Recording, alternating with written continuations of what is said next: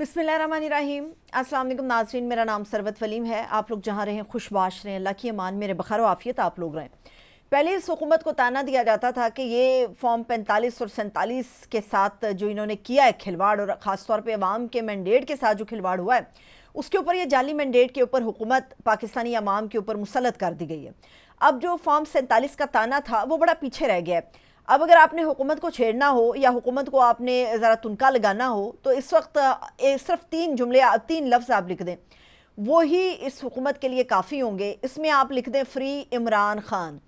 अब फ्री इमरान खान का ये जो जुमला है 3 लफ्ज़ों के ऊपर मुश्तमिल है, मगर हुकूमत के लिए उखड़ती हुई सांसों के मुतरादिफ है। ये हुकूमत इस वक्त बड़ी परेशान है, और अगर ये कह दिया जाए कि जी फ्री इमरान खान वाला जो स्टांस है वो अपनी गलतियों की वजह से आया है, तो ये बिल्कुल दुरुस्त बात होगी। पाकिस्तान के अंदर जो मीडिया है बड़ा कंट्रोल्ड मीडिया है। ये नहीं हो सकता कि जियो न्यूज़ हो या कोई भी और मीडिया हाउस है वो अपनी मर्ज़ी से जाके तो किसी एक ऐसे शख्स के हवाले से कोई ख़बर छाप दे और कुछ ऐसे अल्फाज का इस्तेमाल करते हुए ख़बर छाप दे जो कि नाकाबिले कबूल हों। और क्योंकि उस आदमी के साथ जो एक बुग़्ज़ है वो ये है कि जी उसने फ्री इमरान खान की बात की थी। याद रखें, पहले तो इनफरादी तौर पर अपनी ज़ाती हैसियत में रिचर्ड ग्रेनल ये बातें करते रहे हैं, लेकिन अब उनके पास एक ख़ास ओहदा है। वो कैबिनेट मेंबर हैं डोनाल्ड ट्रंप के, और एक ऐसी गवर्नमेंट जो कि आने वाली है, फिर सुपर पावर अमेरिका की गवर्नमेंट हो, फिर डोनाल्ड ट्रंप की हुकूमत हो, और अब डोनाल्ड ट्रंप के नामजद करदा बंदे को हम जिन्स परस्त का ताना मार के तो एक खबर छाप दे पाकिस्तानी मीडिया के अंदर, और पाकिस्तान के सबसे बड़े मीडिया हाउस के अंदर ये खबर आ जाए, तो उसके ऊपर फिर जो रिएक्शन आया है उसके ऊपर भी उन्होंने कहा है कि जी मैं दोबारा कहूँगा कि फ्री इमरान खान। बाहर वाले लोगों को भी पता है कि हुकूमत डरते हैं इमरान खान से और इनकी छेड़ है इमरान खान। अब उस छेड़ के साथ अगर आप फ्री का लफ्ज़ लगा दोगे तो हुकूमत का तिल मिलाना बनता है। ये नहीं हो सकता कि जियो अपने तौर पे ऊपर ये ख़बर लगा चुका हो, बल्कि बाकायदा हिदायत के बाद जो है वो ये ख़बर पब्लिश हुई। और अब जो इत्तलात हैं कि जियो न्यूज़ ने अपनी वेबसाइट से इस खबर को हटा दिया। अखलाकी तौर पे भी ये बात बिल्कुल गलत है, तज़हीक के मुतरादिफ है। वो कोई आपके घर का बंदा नहीं, वो आपका कोई पाकिस्तानी सियासतदान नहीं है। अगर आप उसे किसी चीज़ का ताना मार रहे हैं तो हो सकता है कि उसके मुआशरे के अंदर वो चीज़ काबिल कबूल हो, मगर अगर पाकिस्तान में नाकाबिल कबूल है इसका कतई मतलब नहीं है कि पाकिस्तान के मीडिया हाउस ये बात करे। एनीहो, रिचर्ड ग्रेनल साहब ने जो ग्रिल करना था वो तो उन्होंने कर लिया, लेकिन इसके अलावा बड़ा ज़ोर शोर के साथ जो यूरोपीय कंट्रीज़ और ख़ास तौर पे अमेरिका के अंदर ये बात बहुत ज़्यादा उछाली जा रही है। वहाँ पे जो कांग्रेसमैन हैं उन्होंने भी ट्वीट किया और उन्होंने भी फ्री इमरान खान लिखा, जो मेरे लिए बड़ी ही परेशान कुन बात है। रायन ग्रेम है, ये ड्रॉप साइड न्यूज़ के एक रिपोर्टर हैं और बड़े आप ये कह सकते हैं कि हालात से बाखबर रिपोर्टर हैं। इन्होंने काफ़ी ज़्यादा ट्वीट किए हैं इमरान खान से मुतालिक, पाकिस्तानी गवर्नमेंट से मुतालिक, पाकिस्तान की जो आर्मी है उससे मुतालिक इन्होंने ट्वीट किए हैं। लेकिन उन्होंने एक ट्वीट किया है जो बड़ा ही गौर तलब है, और ये रायन ग्रेम साहब कहते हैं कि पाकिस्तानी फ़ौज जो है वो वाशिंगटन के अंदर बहुत ही तेज़ी से अपनी पोजीशन को खो रही है। जितनी तेज़ी से बिशारुल असद ने शाम के अंदर अपनी हुकूमत को गंवाया, उससे कहीं ज़्यादा तेज़ी से पाकिस्तान की जो फ़ौज है वो वाशिंगटन के अंदर अपनी पोजीशन को लूज़ कर रही है। ये बहुत अलार्मिंग है कि अगर इस किस्म की बातें होने लगें और ऐसे मौशरों से ये बातें हमारे सामने आने लगें जहाँ पर हम अपने लिए जगह बनाने की गुंजाइश करते हैं, और हमेशा ही हमने देखा है कि रशिया और अमेरिकन कैंप के अंदर जिसको हमने बहुत ज़्यादा प्रायोरिटी दी है, तरजीहात में शामिल किया है, वो हमारा अमेरिका का कैंप है। अब हुकूमत के गले तो इमरान खान साहब पड़ चुके हैं, और ये कह देना कि इमरान खान कैद हैं उनसे कोई फ़र्क नहीं पड़ता। फ़र्क तो बहुत पड़ता है। फ़र्क इतना पड़ता है इमरान खान से कि आपका कोई भी टॉक शो इमरान खान के बगैर मुकम्मल नहीं है। पाकिस्तानी सियासतदान की किसी की गुफ्तगू इमरान खान या PTI के बगैर मुकम्मल नहीं है। बैरूनी दुनिया में आप जाते हैं तो वहाँ भी इमरान खान का तज़किरा होता है। पूरी दुनिया के अंदर एहतजाज होता है तो पाकिस्तानी लीडर इमरान खान के लिए होता है, और इमरान खान जेल से बैठ के पाकिस्तान का पूरा सिस्टम चला रहा है, इसमें कोई शुबा नहीं है। ये नहीं कहा जा सकता कि मौजूदा सिस्टम गवर्नमेंट चला रही है, इमरान खान ये सिस्टम चला रहा है और जेल से बैठ के ये सिस्टम चला रहा है। आप ये देखें, इमरान खान जेल से आज तक कभी नहीं ऐसा हुआ कि किसी कैदी के लिए पब्लिक इतनी बड़ी तादाद में निकली हो, कभी ऐसा नहीं हुआ कि जेल में बैठे बंदे की इंस्ट्रक्शंस के ऊपर इतना अमल दरामद हो रहा हो। अब ये जो एक हुकूमत है उसका ये एक बयान है कि जी अब हम अगर तो मुज़ाकरात की तरफ जाएंगे तो उसके लिए हमारी कुछ शराइत हैं। वैसे याद रखें कि नून लीग भी डिवाइड है। नून लीग का हाल ऐसा है कि जैसे एक कब्र है और 2 बंदे उतर रहे हैं, उनमें से फैसला कर रहे हैं कि किस बंदे ने पहले उतरना है। अब नून लीग के अंदर इख्तलाफ है। آدھے اس میں سے لوگ کہتے ہیں کہ فوری طور پہ مذاکرات کر کے چیزوں کو سموتھ کرنے کی ضرورت ہے، دیکھنا چاہیے۔ بڑے لوگ کہتے ہیں کہ جی مینڈیٹ واپس کر کے گورنمنٹ کو ختم کر دینا چاہیے، اور کچھ ڈھیٹ لوگ ہیں وہ یہ کہتے ہیں کہ نہیں جی ہم نے حکومت ختم نہیں کرنی، ہم نے گورنمنٹ ختم نہیں کرنی، عمران خان کو تن کے رکھو۔ اب عمران خان کو تن کے رکھنے سے تو ہمیں نظر آ رہا ہے کہ سسٹم پورا عمران خان صاحب نے آگے لگایا ہوا ہے۔ خان صاحب نے ایک چھڑی پکڑی ہوئی ہے اپنے مطالبات کی، اور پورا سسٹم اس کے ارد گرد بھاگ رہا ہے، کسی کو سمجھ نہیں آ رہی کرنا کیا ہے۔ خواجہ آصف کہتے ہیں کہ تحریک انصاف میں کسی کو کوئی اہمیت نہیں ہے، عمران خان بات کرے اگر بات کرنا چاہتے ہیں۔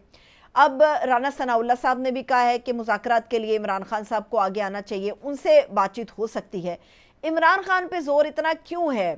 مذاکرات کے لیے عمران خان پہ زور اس لیے ہے کیونکہ اطلاعات ہیں، یہ خبریں ہیں کہ عمران خان صاحب کو پہلے 9 مئی کے حوالے سے راضی کیا جائے گا کہ خان صاحب آپ معافی مانگیں، تسلیم کریں 9 مئی کو، اس کے بعد مذاکرات آگے بڑھیں گے۔ یہ ایک سطح پر فیصلہ کر لیا گیا ہے، اور باوثوق ذرائع جنہوں نے محمد مالک صاحب کو اس چیز کی خبر دی ہے، ان کا یہ کہنا ہے کہ فیصلہ ہو چکا ہے۔ پی ٹی آئی والے سڑکوں پر آئیں، پی ٹی آئی والے سول نافرمانی کریں، پی ٹی آئی والے احتجاج کریں، کاروبار بند کر دیں، روزانہ کی بنیاد پہ جلسے کر دیں، جلوس کر دیں، ریلیاں نکال لیں، 9 مئی کے حوالے سے معافی نہیں ملے گی۔ اس میں بھی ہمیں نظر آتا ہے کہ 9 مئی کے حوالے سے ایک انا کی جنگ ہے۔ یہ ہماری ملٹری اسٹیبلشمنٹ کے لیے ایک انا کا مقام ہے، اور اپنی انا کو وہ ٹھیس نہیں پہنچانا چاہتے۔ اب جو مجسمے گرائے گئے، جو فوجی املاک کو نقصان پہنچایا، جو تنصیبات کے اوپر حملے کیے گئے، تو عمران خان کا تو یہ مطالبہ ہے، میں 9 مئی کی معافی آپ لوگوں سے مانگ لوں گا، مجھے 9 مئی کی آپ سی سی ٹی وی فوٹیجز لے کر آ دے، اس کے اوپر جوڈیشل کمیشن بنا دے، تو دودھ کا دودھ اور پانی کا پانی ہو جائے گا۔ کہیں نہ کہیں تو وہ کہتے ہیں کہ کچھ نہ کچھ پردے داری ہے، کوئی راز ہے جو چھپایا جا رہا ہے۔ نہ جوڈیشل کمیشن کے اوپر اکتفا کیا جا رہا ہے، نہ ہی 9 مئی کی سی سی ٹی وی فوٹیجز سامنے آ رہی ہیں۔ چند ہفتے پہلے آپ کہہ سکتے ہیں ایک سی سی ٹی وی فوٹیج آئی تھی جس میں مختلف حصوں کے واقعات کو سامنے لایا گیا تھا، مگر اس کے اندر کوئی بھی ایک چیز ربط میں کسی دوسری چیز کے ساتھ منسلک نہیں تھی، جہاں پر صرف فوکس ہی ان لوگوں پر کیا گیا جو کہ مار دھاڑ کر رہے تھے۔ عمران خان تو کہہ رہا ہے کہ اگر ہمارے لوگ ہوں گے ہم پکڑیں گے، سزا دیں گے، قانون کے مطابق سزا ہوگی، لیکن یہ کہنا کہ عمران خان معافی مانگے اس کے اوپر، یا پوری پی ٹی آئی کو اس کے اوپر شرمندہ ہونے کی ضرورت ہے، تو وہ عمران خان صاحب ماننے کے لیے تیار نہیں ہے۔ اب ان کو پتہ ہے مذاکرات کا راستہ تو نکالنا ہے، کسی نہ کسی طرح تو یہ راستہ نکلنا ہے۔ اب عمران خان صاحب سے مذاکرات کے لیے اس لیے نون لیگ کے اندر سے آوازیں آ رہی ہیں کیونکہ انہیں پتہ ہے کہ عمران خان صاحب مذاکرات کے نہ حامی تھے نہ ہیں۔ اب سننے والے کہیں گے نہیں جی خان صاحب نے ایک مذاکراتی کمیٹی بنائی ہے۔ خان صاحب نے جو مذاکراتی کمیٹی بنائی ہے وہ بھی خان صاحب نے اپنی خوشی کے لیے نہیں بنائی ہے۔ میں آپ کو یاد دہانی کرا دوں کہ عمران خان صاحب کو پارٹی کے جو لوگ جا رہے تھے خان صاحب سے ملاقاتیں کر رہے تھے، انہوں نے بتایا تھا کہ خان صاحب حالات کچھ زیادہ اچھے نہیں ہیں، مذاکرات کی طرف ہمیں جانا چاہیے۔ عمران خان تو ابھی بھی سول ڈس اوبیڈینس کی جو ہے تحریک اس کے اوپر جتے ہوئے ہیں، وہ تو کہہ رہے ہیں کہ سول نافرمانی کی تحریک ہم چلائیں گے۔ عمران خان صاحب نے ان تمام پارٹی کے لیڈران کو جو گئے تھے خان صاحب سے کہ جی خان صاحب مذاکرات ہمیں ایک دفعہ کر کے ٹرائی کرنی چاہیے، تو اس میں عمران خان صاحب نے کہا تھا کہ یہ شوق بھی آپ اپنا پورا کر لیں، اس میں سے نکلنا کچھ نہیں ہے، یہ شوق بھی اپنا پورا کر لیں۔ یہ عمران خان صاحب کی مرضی سے مذاکرات نہیں ہو رہے، یہ پارٹی کے جو قیادت باہر ہے اس وقت جیلوں سے، یہ ان کی خواہش کے اوپر مذاکرات کے لیے ایک جو ہے وہ کوشش کی جا رہی ہے، جس کے اوپر حکومت یہ سمجھتی کہ عمران خان صاحب کرے۔ عمران خان صاحب سے اگر مذاکرات ہوں گے تو اس کا بالکل صاف مطلب یہ ہے کہ ایک تو خان صاحب کے اوپر یہ لوگ الزام لگائیں گے کہ وہ ڈیل مانگ رہے، این آر او مانگ رہے۔ ایک آدمی جو 500 دن جیل میں گزار چکا، اس کو کوئی فرق نہیں پڑ رہا، اس جیل اس کو توڑ نہیں سکی، ڈنڈا پیر اس کا نہیں توڑ نکال سکا، سردی اس کے مقابلے میں ہار گئی ہے۔ خان صاحب جو ہیں وہ تنہا ہے لیکن پھر بھی راضی بازی ہیں۔ ایک بندہ 500 دن کی جیل کاٹ کے لوگوں کو دیکھتا ہے تو پھر بھی یہ کہتا ہے کہ بس آپ نے گھبرانا نہیں ہے، گھبرا حکومت رہی ہے۔ اسی لیے عمران خان صاحب کے ساتھ جو ہے وہ مذاکرات کے لیے وزید ہے۔ اب عمران خان صاحب تو ان سے مذاکرات نہیں کریں گے کیونکہ خان صاحب کی جو میجر ایک شرائط ہیں وہ یہ ماننے کے لیے تیار نہیں ہے۔ ایک جوڈیشل کمیشن اگر بنا دیا جائے تو عین ممکن ہے کہ عمران خان صاحب جو ہیں وہ ان کے ساتھ کسی قسم کے مذاکرات جو ہیں ان کے لیے حامی بھر دیں گے۔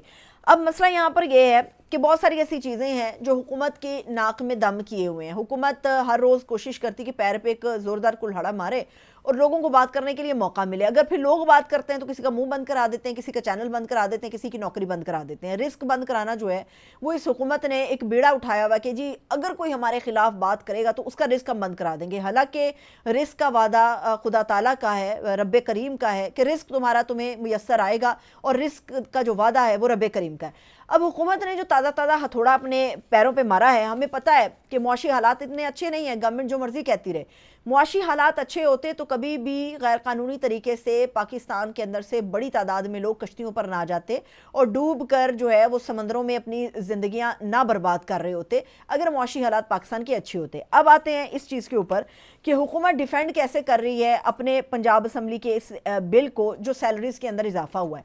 یہ بل کے بارے میں آپ نے سنا ہوگا، کل سے آپ سن رہے ہوں گے بڑا اضافہ ہوا، کوئی کہہ رہا ہے اتنے فیصد، کوئی اتنے فیصد۔ میں آپ کو ایگزیکٹ فگرز دیتی ہوں جس کے آپ کو اندازہ ہوگا کہ حکومت جو ہے وہ ٹیکس پیئر منی کے اوپر کس طرح سے سانپ بن کر بیٹھی ہوئی ہے اور ڈسی جا رہی ہے مسلسل۔ کام کیا کرتے ہیں وہ بھی میں آپ لوگوں سے پوچھ لوں گی۔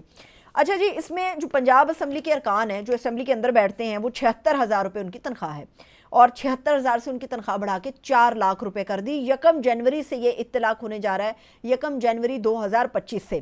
صوبائی جو وزراء ہیں ان کی تنخواہ 1 لاکھ روپے تھی، وہ 9,60,000 کر دی ہے۔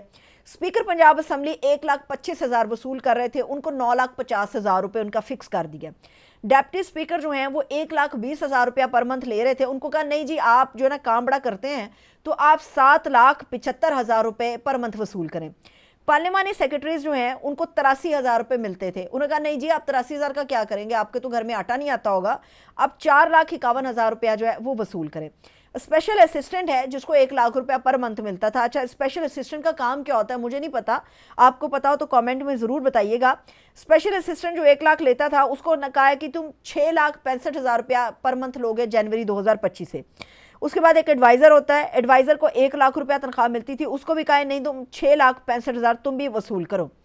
میں عظمہ بخاری صاحبہ جو کہ وزیر اطلاعات ہیں پنجاب کی، ان کو میں سن رہی تھی اور ان کا یہ کہنا تھا کہ جی یہ جو ہماری تنخواہوں کے اعلانات کیے گئے ہیں یہ اعلانات وداؤٹ ٹیکس ہیں، اگر اس میں سے ان تنخواہوں کے اوپر سے ٹیکس کٹے گا تو ہر بندے کا 3-3.5 لاکھ روپیہ جو کٹ جائے گا۔ اب سوال یہ ہے کہ تھوڑا سا اگر دماغ میں ہم لوگ اپنے کن ذہنوں پر تھوڑا سا زور دیں تو ہمیں اندازہ ہوتا ہے کہ ایک بندہ جس کو 4 لاکھ روپے مل رہی ہے، اگر وہ پہلے لاکھ پہ تھا اب اس کی تنخواہ میں سے 3 لاکھ اگر ٹیکس کٹ جائے گا تو پھر وہ دوبارہ 1 لاکھ پہ ہی آ جائے گا۔ تو اگر اس نے 1 لاکھ ہی لینا تھا تو یہ اتنے 100% اضافہ کرنے کی کیا ضرورت تھی، یہ سمجھ سے باہر ہے۔ اب جو بندہ جو ہے وہ 4.5 لاکھ روپے کے اوپر ہے، اگر اس کو 3.5 لاکھ روپیہ اس کا ٹیکس کٹتا ہے تو ویسے تو ٹیکس کا ریشو اتنا نہیں ہوتا، انہوں نے ذرا بلف کرنے کی کوشش کی ہے، 3.5 لاکھ روپے اگر اس میں سے کٹتا ہے تو پھر وہ 1 لاکھ پہ آ جاتا ہے، اس کی کیا ضرورت تھی؟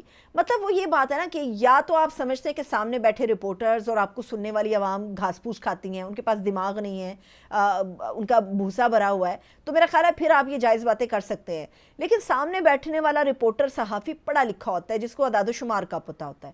آپ کی سننے والی عوام کو عمران خان جیل میں بیٹھ کے اتنا شعور دے چکا ہے کہ وہ اب ذرا حساب کتاب میں ریاضی کے اندر جو ہے وہ تھوڑے سے تیز ہو گئے ہیں، ان کے ساتھ یہ اتنا بلف کرنا آسان نہیں ہے۔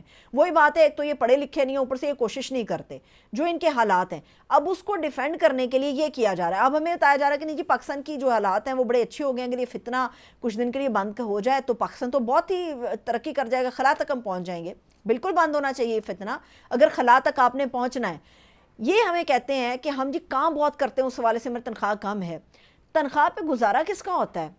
اگر آپ کا 1,00,000 1.5 لاکھ 2 لاکھ 3 لاکھ کے اوپر آپ کا گزارا نہیں آپ کے کچن کا چل رہا تو ذرا سوچئے وہ آدمی جو ڈیلی اجرت کے اوپر کام کرتا ہے جس کو مہینے کے آخر میں 20,000 25,000 ملتا ہے تو اس کے گھر کے کچن کا کیا حالات ہوں گے؟ اور وہ تو آنے جانے کا پبلک ٹرانسپورٹ کا بھی پیسہ بھرتا ہوگا، موٹر سائیکل ہے تو اس کے بھی مینٹیننس کا پیسہ اور پیٹرول کا پیسہ بھرتا ہوگا۔ آپ کو تو پیٹرول ہو، گاڑیاں ہوں، آپ کو تو جو پروٹوکول ملتا ہے وہ تو ہماری ٹیکس پیئر کی منی سے ملتا ہے۔ تو یہ کہہ دینا کہ جی ہم جتنا کام کرتے اتنی تنخواہ نہیں ملتی، تو جناب عالی آپ کو تنخواہ کے عوض جو ہے نا 4 5 6 گنا جو ہے وہ پروٹوکول مل جاتا ہے، آپ کو پیٹرول ملتا ہے، گاڑیاں ملتی ہیں، آپ کو سیکیورٹی ملتی ہے، ہمارے جو خون پسینے کی کمائی ہے اس کا ایک ایک پیسہ جو ہے وہ پروٹوکول کے اوپر خرچ ہو رہا ہوتا ہے۔ تو یہ نہ کہیں کہ ہمارا کام بہت زیادہ ہے، آپ کا کام اگر بہت زیادہ ہوتا تو وہ ہوتا ہوا نظر بھی آتا پاکستان کے اندر۔ اور اگر صرف پنجاب کی میں بات کروں تو پنجاب کے اندر جتنا سا کام ہو رہا ہے وہ ہم سب کو پتہ ہے، وہ میڈیا سے چھپا ہوا نہیں ہے، وہ رپورٹر سے چھپا ہوا نہیں ہے، وہ عام پبلک سے چھپا ہوا نہیں ہے. جو سڑکیں کھدی تھی وہ خودی کی خودی ہیں، جو نالے ابل رہے تھے وہ ابل رہے ہیں، جہاں پہ کچرا کنڈیاں بنی تھی وہ وہیں کی وہیں شامل ہیں. یہ کہہ دینا کہ آپ چین سے آ کے تو یہاں پہ ہمیں کہہ دیں گے بہت دودھ اور شہد کی نہریں بہہ رہی ہیں، تو شاید چائنیز کو یہ بلف کام آ سکتا ہے، مگر پاکستانی عوام جو ہے اب تو یہ ان کے حالات ایسے ہو گئے ہیں کہ یہ راتوں کو بھی جاگ لیتے ہیں. پتہ ہوتا ہے کہ ساتھ کہیں کچھ ہو رہا ہوگا، یہ راتوں کو بھی جاگ لیتے ہیں اور ان کو پتہ ہے کہ جتنا کو کام ہو رہا ہے. اس لیے جو اگر اکانومی کی حالت اچھی کی ہوتی تو پاکستان کے جو کم عمر بچے ہیں وہ غیر قانونی طریقے سے سمندر پار کر کے تو پاکستان سے فرار نہ ہو رہے ہوتے کہ شاید ان کے کنبے کی حالت کچھ بہتر ہو جائے گی. جو ابھی کشتی ڈوبی ہے اس کشتی کے اندر 80 پاکستانی یا 80 سے کچھ زیادہ پاکستانی تھے، جن میں سب سے عمر جو پاکستانی بچے تھے وہ سب سے کم عمر بچے تھے. یہ وہ بچے ہیں جو اپنے خاندان کا بوجھ اپنے کندھوں پر سجائے، آنکھوں میں خواب لیے غیر قانونی طریقے سے سمندر پار کرنے کی کوشش کرتے ہیں، اور ان کا جو حال ہوتا ہے، ان کی قسمت جو ہوتی ہے، ان کی زندگیوں کے ساتھ جو ہوتا ہے وہ ہمارے سامنے ہے. اجازت دیجیے، اپنا بہت سا خیال رکھیے. خدا حافظ.